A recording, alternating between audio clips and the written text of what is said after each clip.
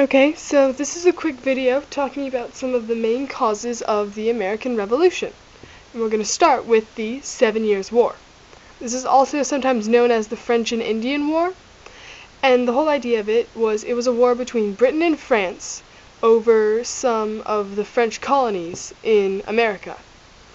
With Britain's winning of this war, it knocked France out of North America entirely, and also got a heaping pile of debt for Britain, okay? So, there's a few things you have to consider from this. Now that France is no longer in North America, the colonists are much less threatened, they don't have as many enemies, so they don't need the protection of Britain as much as they did before. Also, now that there's a bunch of debt built up from the war, it means new taxes. Which brings us to our next one, taxes and laws, which are a bunch of things that the government did over in Britain that made the colonists really angry.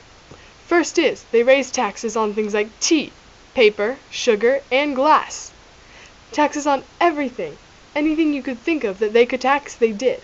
And on top of that, they passed a bunch of ridiculous laws. Laws that said that the colonists had to house and feed British soldiers. They had laws that outlawed town meetings and that closed the Boston Harbor.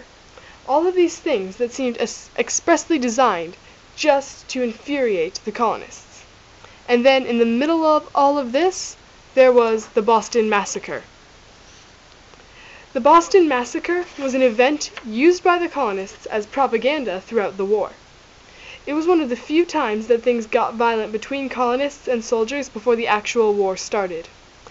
The thing is, the whole story is that 3 colonists died on the spot, and 8 were wounded, and 2 of those 8 died later on.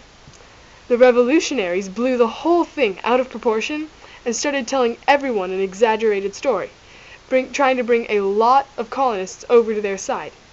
And the worst part is that it worked.